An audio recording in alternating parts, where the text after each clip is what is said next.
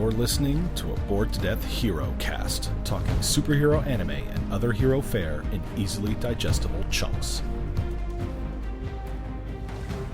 Hello again, ladies and gentlemen, and other assorted gender assignations. Welcome back to the Bored to Death Herocast. I am Jay, being joined by Sam. And we are here to continue our binge of My Hero Academia Season 5. We are still currently in the Class 1A versus 1B training spars.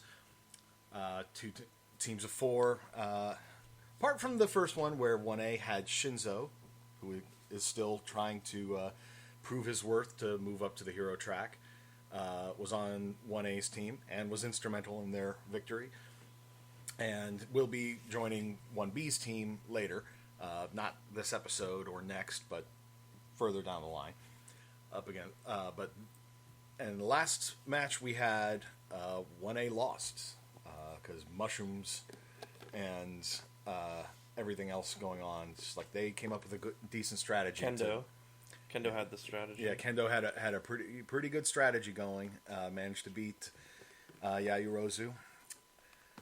Although Yayurozu still managed to half neutralize her by literally tying herself to her and weighing herself down with a giant ass cannon. Attaching herself to the cannon. Yeah, but they still managed to defeat the 1A team, and so now we're going into match 3, and we'll be following that up with.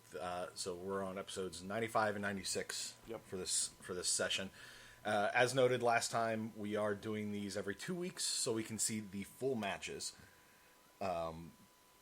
And rather than hitting the cliffhanger at the end of an episode, I want to get the full match in. We want to get the full match going.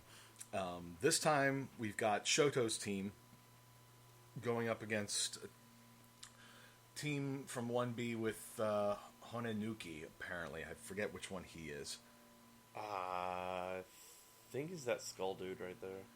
And the 96 thumbnail? Yeah, I'm pretty sure that's him. Yeah, probably, but unfortunately I just don't... I'm not as familiar with all the characters, and especially not the characters from 1B. I don't think many people are, yeah. Even after these episodes. That's... and the point of these episodes except for Tetsutetsu. Tetsutetsu and Monomo. Yeah. Because Monomo is just... He wants you to know he's there. He wants you to know that he exists. Mm-hmm. And, well, it's very hard to forget. Yeah, it's very hard to forget him, much as you might want to.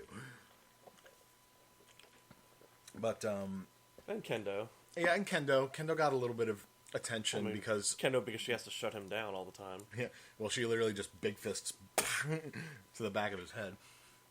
And yeah, so we still know that there is stuff going on in the background with the League of Villains, Hawks trying to play double agent. It hasn't really reared its head since the very, very beginning. Since the beginning of the season, yeah. But it's like they put that in there to sort of remind you, hey, there is other stuff going on.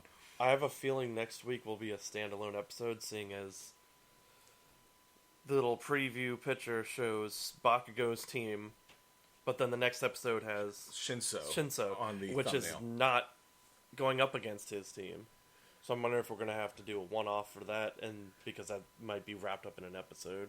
Yeah, and we'll tackle that when we get there.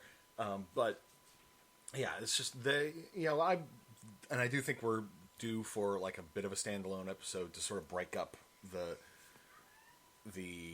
fights a little bit and continue the longer term plot of of the season with 1B and it is going to be a standalone. So 98 is going to be a standalone? No, 97. 97 is going to be a standalone. Okay. Oh, so maybe they just wrap up match 3 Bakugo's conclusion, just early bird and. Oh yeah, so it looks like next week's episode is going to be the match is just going to wrap up in next one week's episode. English episode. Let's say. Yeah, that's a fair point because again we are watching this dubbed, and it's about 2 weeks behind Japan. Yeah, despite the fact that they said that it's going to be simulcast, it isn't exactly. But yeah. Hey, that's fine. it's a Japanese thing. While it does have a following here in the States, Japan is always going to prioritize things for themselves. It was first. almost a year before we got English Demon Slayer. Well, I mean, and while again, Demon Slayer has gotten the following here stateside, it's their primary focus is going to be the juggernaut of a Japanese market. I think it's going to change because in America, the Demon Slayer movie beat out opening weekend and I don't know if it was opening weekend, but sales of Mortal Kombat that came out against it. That's okay. That is somewhat interesting, but then again, Mortal Kombat might have been hampered by the fact that a lot of people remember the last Mortal Kombat movie. Well, that's Annihilation. Yeah.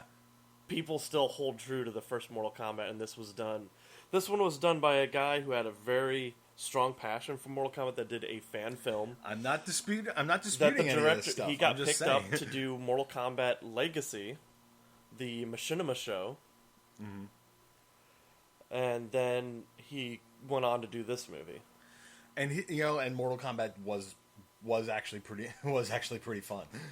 It was a good movie. It just wasn't the tournament. It should have been called Mortal Kombat: The Beginnings, or something. Mortal Kombat Origins, or something, because it gave a little more to how they have powers and how they have abilities and what's going on with the tournament. And, well, if I'm honest, I don't have a problem with the fact that they didn't show much of the tournament, because I feel like a tournament style thing doesn't always translate well to a movie. But the way they explained stuff kind of didn't feel right. Like everything just I think they were trying to condense stuff because they weren't sure if it was going to be that successful. There was like a handful of actors came out and said they signed on for 5 movies, whether or not they're going to get made. Yes, but that's like standard boilerplate stuff nowadays.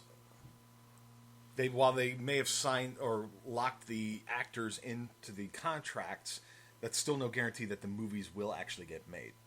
That's all based on how well the movie does in theaters or nowadays in rental streams. At any rate, My Hero Academia. But yeah, so we're doing 2 episodes today to see the Shoto's match. Match 3 and Match 3 conclusion. Yeah. Pretty straightforward with the names on there. They don't all have to be like super long stuff with like... Well, I mean... there was one earlier in the season, wasn't there? Not that one. Keep going. Make It Happen Shinso is like Clash, Class A versus 1B, sort of thing. Or All Hands on Deck, Class 1A. Those are the sorts of titles you often get for these sort of things, and the fact that they're just going for plain and simple Match 3. I find that refreshing almost. I call it plain and boring. That's fair. So we're going to go ahead and dive into this, and we'll be back after the binge. Hello, and thanks for listening. While we're binging, please give us a like and subscribe.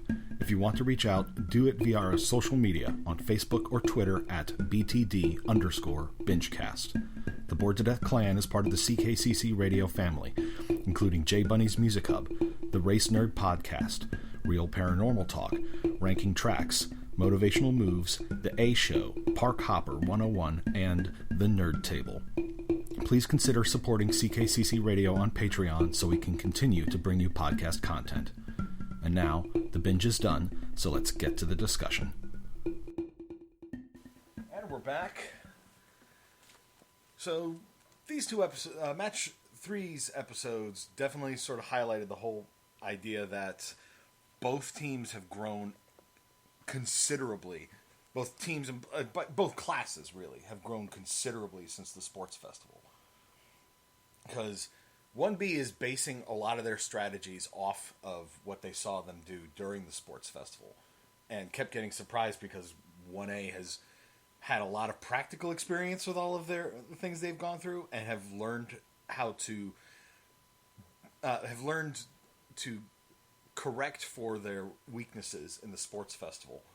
And they have all these new summer techniques. camp too. Oh, there was the summer camp thing too. Yeah, that's right. I forgot that they had some dealings with one another between the festival and now. Monomo is still being Monomo.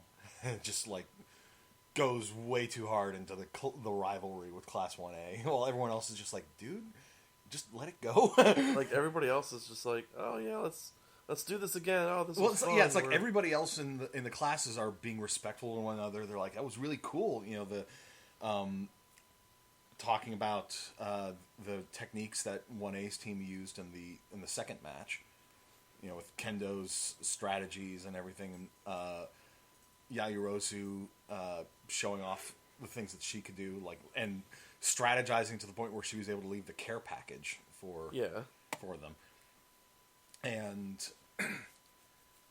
and 1A is doing the same thing for 1B. It's just sort of like that they completely underestimated the mushroom girl's techniques. And she's a little too OP. Yeah, and things like that. It's like everybody else in Class 1B and 1A are being respectful to one another and supportive of one another. And Monomo's the only one who's just like, we have to show them how superior we are! Being a jerk ass like that. And so... Like Kaminari watching the fight with Tetsu, learning from what Tetsu's doing. Yeah. And even Tetsutetsu, you know, sort of showing that he's impressed by Kaminari's stuff as well. And we got some more focus on Shoto, obviously, because he's like the heavy hitter on 1A's team. Although I would argue that he was only one of the heavy hitters once we saw what Iida could do. Yeah. But Shoto got some focus. He got some flashbacks to his training with his dad, and we saw you got a lot more of a sense of why he hated his dad. His dad basically beat the shit out of him in their training, and accused him of pretending to be weak. It's just like, dude, he's a kid. It's like, yeah, okay, his quirk. He looks like he's around 5, possibly. Well, but this was also after his mother had burned his face, because he did have the scar over his eye. Damn. So it's just sort of like, it's no wonder Shoto is kind of turned out the way he is in a social and emotional sense. It's just like his mother burned him because she saw him as being too much like his dad, and his dad was basically accusing him of being weak or pretending to be weak, and kept trying to force him into learning techniques that he just wasn't ready for. But if they won't learn, beat the learning into them. Yeah. But as for Endeavor, we did get a brief little diversion during the first episode where we saw him apprehending some villain that's basically like one of the Wheelers from the second Wizard of Oz movie. Pretty much. And Endeavor is working with like his sidekicks. They sort of direct Endeavor to where the guy is. He catches the guy before he can take some kids as hostages, and then just starts burning the guy's arms to force him into surrendering. And then the kids come up afterwards and they're like to say thank you, and he's just sort of like, as long as you're okay. He's not none of you were hurt, right? Yeah, he's like, all right, now run along. Yeah. He's not quite being as personable as All Might, but he is clearly making the effort to be less gruff and get out of my way. What the hell were you doing down here playing? Exactly. What were you doing? Why weren't you training? He's not quite that bad, but and it's clear the kids really actually liked having him talk to them without like being, Well, he is intimidating in general just to be around or look at, because he's got the flames coming off of him. But yeah, he was making the effort, and it's clear he's also mentally he wants to make amends for the way he has behaved previously. Sure, it's probably the pressure of now being the number one hero, basically like, I need to be that way. I need to be that shining light. I need to be that beacon of hope, so that people don't lose faith in the hero society, kind of thing. And he's trying to reach out to Shoto. We saw like his phone, and he'd been like sending texts, blowing up his phone, and not getting a single response. Shoto. And apparently it's getting worse because he heard his like sidekicks being like, I think this yelling Shoto for no reason is getting worse. Also mentioning that, yeah, isn't he in class right now? Exactly. But Mudman, well, like the two teams, you know, Shoto's team, you had Shoto, Iida, Shoji, you know, Dupla Arms, and Ojiro, the tail guy, going up against Tetsutetsu, Pony, the girl with the horns. She was the transfer student. Transfer student. Hononuki, Mudman. Wonder where she transferred from. I don't. I'm sure they said, but I don't remember. Hononuki, who's the Mudman, he has the softening quirk. That's a really freaking good quirk. Mm-hmm. And Spiral, who has the gyrate quirk, he can basically make like his body into drills, especially with his support items. Must be big with the ladies. I wasn't going to go there. He probably needs to have a special support item for that. It's called condom. I was trying not to go there, but I mean the power perversion potential for a lot of these quirks, like Shinso's alone, could really be used in a really, really weird and creepy way. But he knows that, and he's like, no, I'm not going to do that. It's like, I haven't not thought about having a harem. In an alternate universe, in the darkest timeline. But oh god, what? It gets worse. Monoma taking the powers, the power copying stuff. Shinso's power with Spiral's power and softening. No, you'd want the hardening quirk for that. Which one? Yes. He can only have 3 at a time. Red Riots, then. Unbreakable! I don't know, it'd be kind of jagged. Yeah, maybe. That's why you go for the steel. No. Hey, ladies, I'm hard as steel. It's not jagged, it's ribbed for her pleasure. Ow. But then if you put the vibrate to it, or the spiral, just tear them apart. Fair enough. Dude, he could be a fucking... So go from the perversion to, oh god, he could just tear people apart literally. I mean, if you think about the superheroes with various powers and everything, using their powers in the bedroom, it gets really creepy. It's like that scene from The Boys. It's been hinted at in what was it, Hancock? Yeah, Will Smith. Yeah, but the only person that he showed any real interest in was the person who being around neutralized his powers. There was a deleted scene. I never saw that deleted scene. But also, remember that scene from The Boys? Where she basically dosed herself up on something and crushed the dude's head? Yeah! It was that superhero meth or whatever the hell it was. Yep. But regardless, I mean, let's get back to this rather than talking about power perversion potential. Good lord, I don't really want to think about that kind of shit. Don't worry, Boys season 3 is supposedly coming out this year or next. I still need to catch up on season 2. I've been lax. I've also got to watch Invincible. This is why we haven't done a binge on it. And I also need to watch Invincible while I'm at it. I haven't seen that either.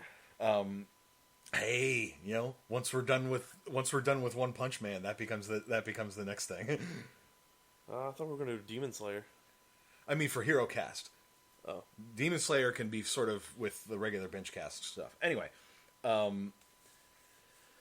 1A's team is real balanced between Shoto's power, Iida's speed, Shoji is great for scouting, and then Ojiro is good for up close combat. By contrast, 1B's team didn't have any real scouting capabilities, and so Tetsu just decides, I'm gonna just smash everything so they can break all the stuffs. And so he starts doing that, which of course draws 1A straight to them. Shoto unleashes his little glacier attack. It's like a spiral glacier that he did. Mm-hmm. And as soon as 1A moves in to try to capture them, because they've all been sort of flash frozen in place by the ice, then Mudman's just sort of like, yeah, no.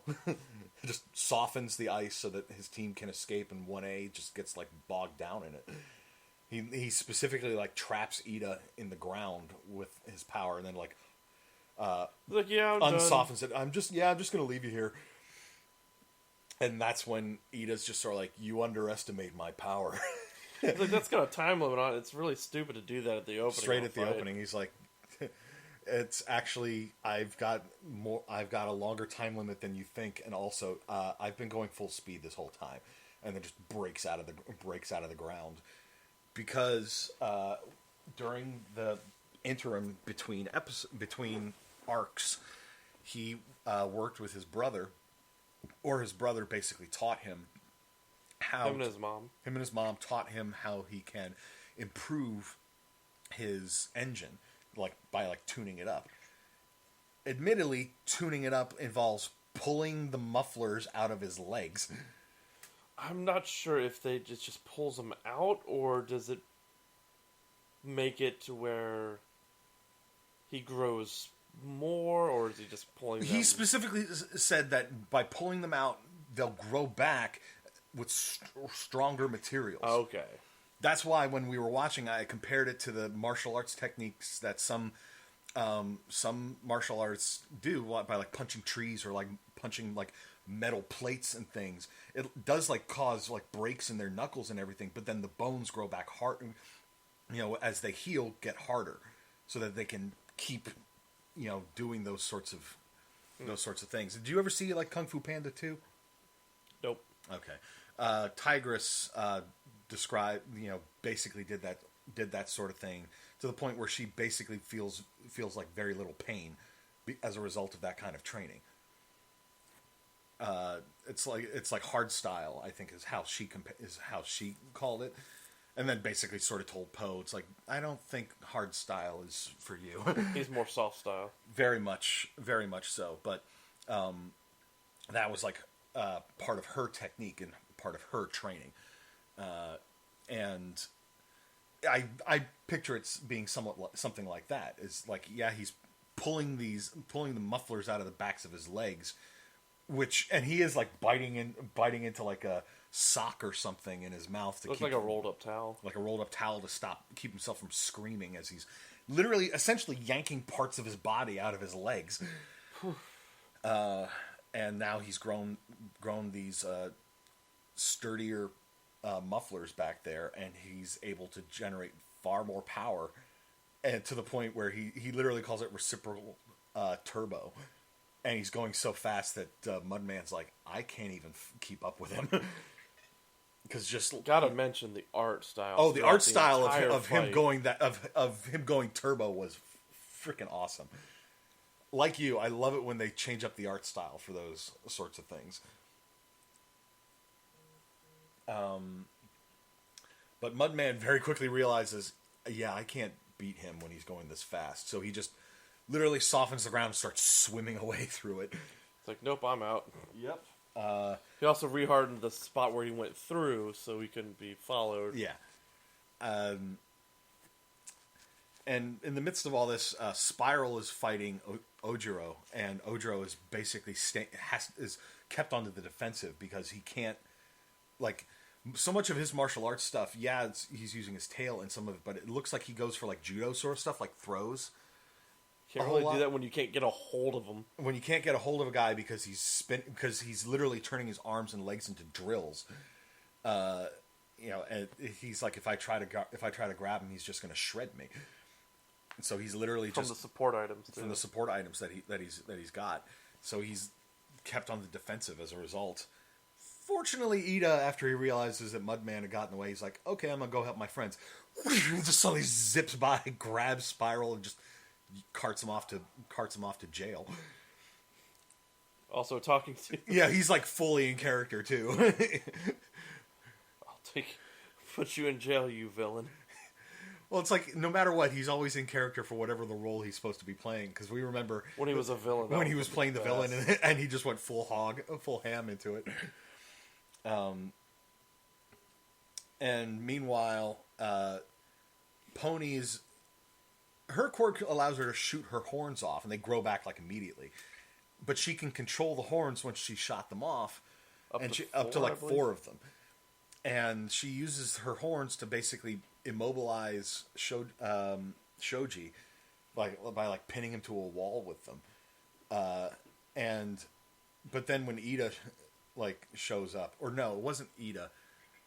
It might have been, but Shoto is still trying to like use his Shoto was fighting Tetsu because Tetsu's just smashing. And she sent Tetsu flying at him. Yeah, she used her horns to launch him through the ice, and it's just sort of like Tetsu is in his training. He can still function at low temperatures because he's just full hardened, and at high temperatures also because Shoto's like, okay, I can't freeze him. He's just smashing through it, so I'll just turn up the heat. And he's just like, guess what? I trained by sitting in an oven. By sitting in a furnace, a blast furnace. So it's like he's just now like burning hot and still coming after Shoto, who can't keep him at bay long enough until he basically starts turning the heat up even hotter. And that's the thing he noticed, and it's the one thing that Shoto hasn't really improved upon. Is close combat. Mm-hmm. Shoto is very much a keep them at a distance fighter. Once he fills in that gap in his technique, Shoto's going to be like unstoppable. Well, that's probably why his dad wanted to teach him Prominence Burst. Providence Burst, yeah. Is it Providence or Prominence? I don't know. That's one of those things. I'm sure it's probably in like a wiki somewhere. But regardless, Shoto just because Tetsu is basically near immune to his quirk at regular levels. Shoto goes plus ultra, basically. The fire prominence, Mm-hmm. P-R-O-M. Mm-hmm. Okay, prominence. Okay, makes sense. Providence also seems like it would have fit, which is why I wasn't sure. But Shoto, as he goes plus ultra, his flames burning even hotter to the point where it's like melting like all of the ice around him. It's like shorting out the. You just looked something up that spoiled you. Well, it just says the move, and then it says who uses it. Okay, never mind. Well, I mean, we both sort of assumed that Shoto was going to learn it at some point, and was basically starting to. Shoto's not the second name. There's only 2 names on it. I think I can guess who that is, because that's another thing we forgot to mention while we were talking about Shoto's flashbacks. That his dad, in addition to telling him to get back up and stop pretending to be weak, said that Toya was stronger than this. There's that name again. Your mom's weak constitution. Yep. And it's like, there's that name again. Toya Todoroki. They keep name dropping him, and that's when they name drop somebody like that, it's gonna become important. It is. And of course, we have both been theorizing. I've been theorizing since like the first introduction of him. Yeah, but it's like this season they really started making it far more obvious. I wonder if that's why he has the scars, because he can use or had used it when he wasn't in full control of his ability. It's very possible. But like Shoto, when he turns up the heat, he's like shorting out the cameras around the area from the heat. Pony is just sort of like, yikes. She's like underground, like trying to get away from and she everything. Can still feel the heat. And she's literally using a couple of her horns as like skates. So she's just sort of like gliding away on it. While Shoji is like chasing after her. But in the end, what ends up happening is Mudman shows up to save Tetsutetsu, because by this point, even Tetsutetsu is starting to feel the heat from Shoto, who then like pulls all the flames like into his fist. I was about to give him a big old. It looked like he was about to try doing a prominence burst or something, and then Mudman shows up, softens the ground, which throws Todoroki off, and causes like stuff to start falling around the area from both the heat and then the softening. And so like a piece of pipe lands on his head, lands on his back, and starts Looked like the back of his neck. Yeah, basically made him start passing out. But then before Shoto could get grabbed, Iida comes flying in at like turbo speed to rescue him. Well, first he kicked the shit out of. Yeah, that's right. He hit Mudman so hard in passing it like broke half of his helmet, and he's just like, "Oh goddamn, that hurt." One hit, and I'm already go unconscious. But he manages to like soften like a tower nearby and tells Tetsu, hit it, and Tetsu just lunges forward, headbutts it. All he had left, pretty much. But it was enough with the softening to make the building essentially fall on top of Iida, and it softens and then like immediately hardens because when Mudman is unconscious, everything he softened returns to normal, or unsoftens at least. So that basically leaves Iida trapped underneath this rubble. Concrete or metal or something. I don't know. It's like a slurry of something, and Shoto's just like passed out on the ground. And Tetsu and Mudman are both unconscious also. That leaves just Pony and Shoji. And Pony swoops in, grabs Shoto, uses her horns to grab Tetsu and Mudman. Oh, you skipped a part where the tail guy got slammed into it because that's right. Mudman helped her first. Yeah, Mudman came in and soften things up to the point. Because Pony was fighting. I can't remember his damn name. The octopus. Shoji. And she was just constantly using a barrage of horns while he's... And he's just smashing them out of the way. She tries to sneak one around to attack him from behind, but he's got an eye in position to... And a hand. And, well, literally then just sprouts another hand to grab it. Mudman... And then he called for Ojiro to attack her. And he comes in to do it, and then Mudman... He holds her down, and then Mudman, and then she pulls out 2 sets of horns that were already still out and about, and to stab him in the tail once. Twice. The first time, and then the second one was to take them both... Was to propel them back into the jail. And once he's in the jail, he's treated as caught. Doesn't matter how he got in there, or the fact that she... was in it herself. Because she is allowed to leave at that point. Because it's not her jail. Yeah. So that's one person captured on both teams. But Pony, anyway, she has grabbed Shoto. She's used her horns to grab her teammates. And she's just trying to keep away from Shoji, who's still chasing after her. And she's like, I can't move fast enough while I'm carrying both of them to stay ahead of him forever. I can't drop Shoto because then I won't be able to put him in jail to get us a point. But I can't drop my teammates because then Shoji will just haul them off to jail. So she basically was like, I know what to do. And then she just floats herself and her teammates up into the air. And she's like, I can't win, but this way I'm not losing either. And then it was just basically like Shoji can't get up there fast enough, faster than she can move with her horns to get out of range. And she basically just waits it out, and so the match ends in a draw, which nobody was really happy with because they're just sort of like they wanted that definitive winner, but Beast Mode sort of points out that it's just like stalling for time and wait for rescue is a perfectly viable strategy, which is essentially what that equates to. Yeah, you need backup. Mm-hmm. Our little robot over there woke up for a moment, but and afterwards, both as the teams are recovering in the sort of the medical area with Recovery Girl, Iida is there to apologize for Shoto. He's just like, I was too slow.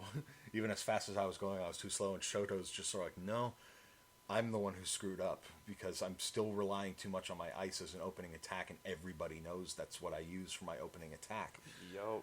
He's like, I haven't been training in other techniques or he needs styles. to branch out so he can. That's kind of. He needs to utilize what his dad was trying to teach him. Well, unfortunately, yeah, but that's because you're relying too much on just your mom's power because you have such resentment for your father that you're not using your father's power. Even then, it's just like, yeah, he is more open to using his father's half of his quirk as well, but it's more.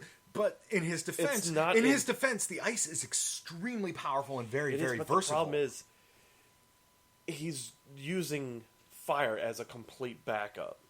He's not even strategizing with the fire at all until the ice doesn't work. And then he's suddenly like, okay, now I got to use I'm not. You're right. I'm just saying I understand why he goes to the ice, because it is remarkably versatile for what he wants to use it for. Sure, he's mostly just brute forcing it a lot of the time because it's worked for him so far that way. But once he learns how to finesse, the ice power, so he's not just boom, burying everything in a glacier from word one, like he's maybe trying to make shape the ice better, kind of like he did with the slide, the slide and the daycare with the daycare thing. Once he starts, utilizing his ice in ways like that, and with more fine control. Remember, he said he couldn't have done it without all the other things to help shape the ice. This is true, but I'm just saying, I think as time goes on, as he gets more control over his powers, he is going to become a juggernaut. I'll say if he can get his fire hot enough, he can melt ground and then freeze people in place. Mm-hmm. Yeah. But then the thing that he has to be careful of is when he turns up the heat, the ice is going to melt. Yeah, but if he can have finer control over the ice, like once he melts the ground, shoots the ice across it to cool it, freeze it, and then freeze over top. The problem is melting the ground requires turning it up to a point where a lot of stuff is going to start burning from collateral damage. The ground stuff, for it to melt, you're basically making lava. And that brings a whole host of other problems. Well, I'm sure you could do it. Yeah, but at the same time, I'm just like, if you get stuff to the point where it's like steel is melting, then you're going to basically be setting everything else around you on fire. But there's the problem. But that basically wrapped up the second episode. It's like I had a feeling we were going to get a match that went to a draw. I wasn't expecting it to be like this one. If anything, I was half expecting it to be Bakugo's match. Because Bakugo is exactly the kind of person that would make for the most entertainment of being pissed off about not having a win or a loss. Shocked with is that he's going to be the one to have a single episode. Yeah. Especially because they made a point of emphasizing that one of the people on 1B's team, I didn't catch her name. She's the other person who made it into 1B on recommendation. Who was the other one that made it on recommendation? Mudman. Mudman? Yep. Okay. But basically, and from what 1B was implying, she's going to be a really tough challenge for Bakugo. I'm trying to figure out how, why. How, why, what? How is she going to be a challenge for Bakugo? Well, don't look her up because then you're going to you're going to end up finding out what her quirk is ahead of time, and that's going to just ruin the surprise. I think we have seen her power. I don't remember it. Setsuna. Mm-hmm. I thought her name was like a T something. Tokage. Okay, that's what it was. All right. Tokage. Yeah, she's the one wearing that like slick blue bodysuit thing. Was it blue or purple? That's purple. Purple. Okay, I'm sort of right. But at any rate, something about they imply that something about her is going to make her a tough challenge. So we'll see what goes on there. But so next week we will be returning for a 1 episode binge as opposed to the 2 episodes we've been doing because from what we can tell on Funimation, it looks like match number 4 is going to be a one episode fight. So. Yep. So we'll probably do one episode for that one. Yep, and then we'll tackle the final thing later once we have a better sense of whether it's going to be a multi-episode thing or not. But she's smart. I mean, I know that's not her power, but I mean, that's one of the things that come up. It's not hard to outthink Bakugo.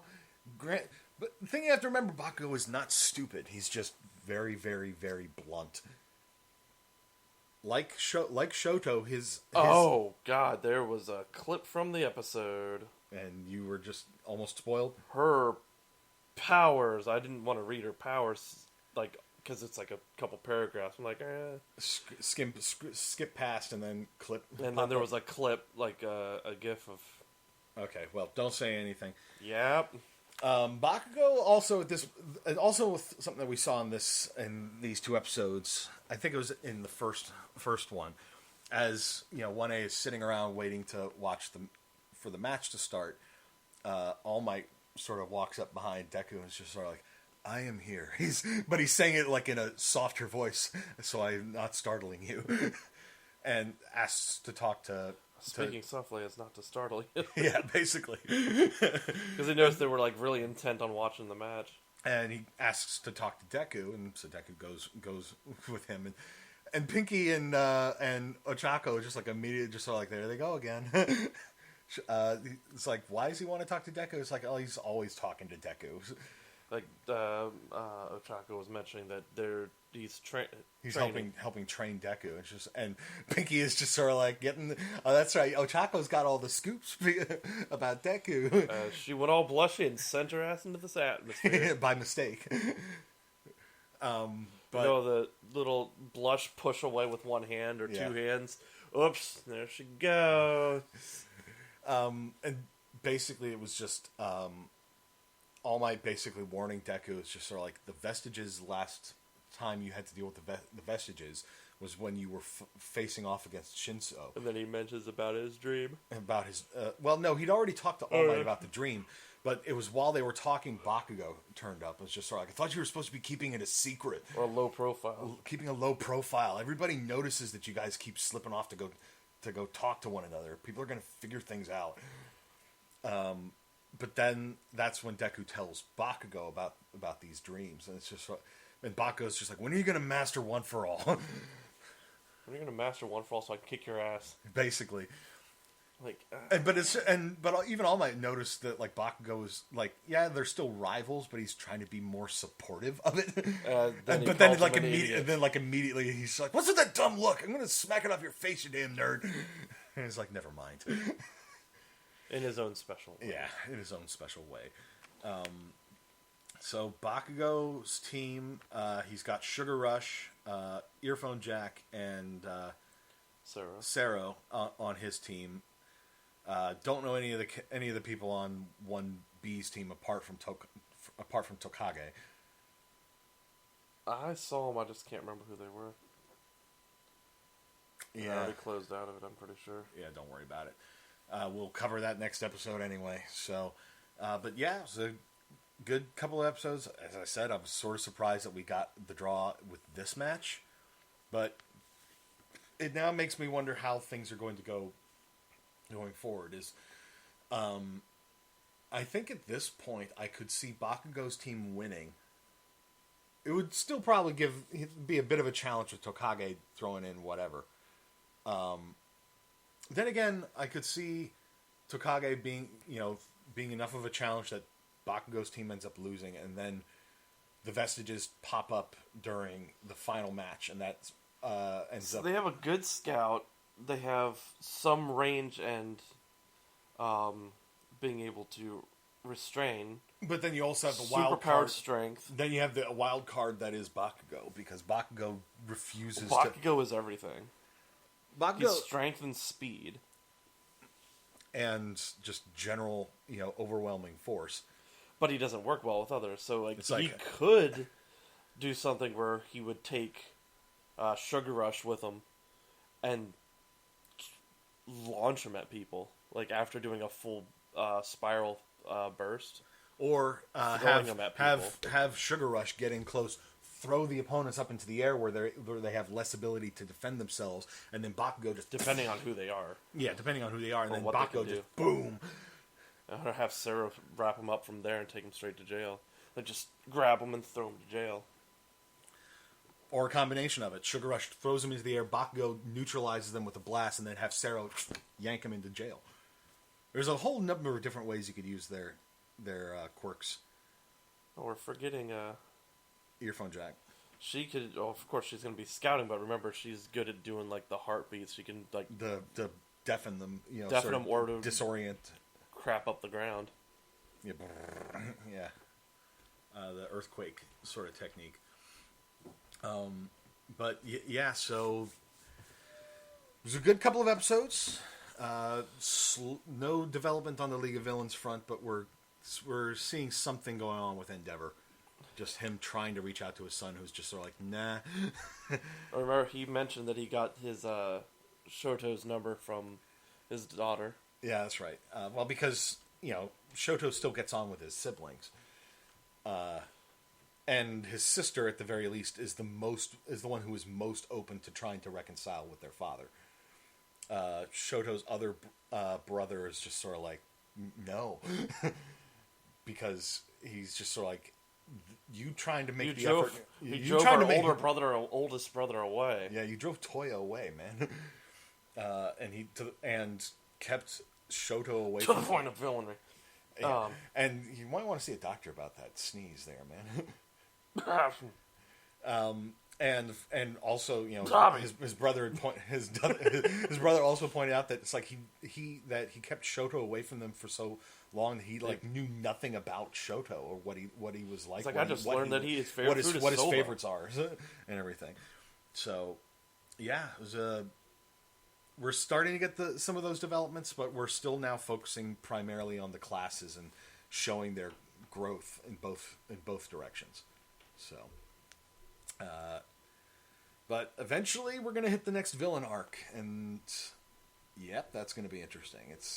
Oh yeah, that'll probably be that last half of the season. Well, and there's other stuff like in the opening for this half of the season. Towards the end, we start seeing flashes of things. Like we get a shot of like All Might and Endeavor because they're both like the mentors for a couple of top students. But then we also get that like shot of Lemillion like hanging out with Eri, which says to me we might see them pop up again at some point during this half of the season as well. But yeah, I think that about wraps it up. Unless you have anything else to add? Nope. Okay then, so that will wrap up this edition of the Herocast. We'll be back next week for the fourth match. But for Sam, I am Jay, and we will see you next week. Bye. Plus Ultra! Thanks for listening to the Bored to Death Bingecast. Be sure to check out our library of past podcasts via CKCC Radio or via our YouTube channel, and give us a like and subscribe. We'll see you after our next binge.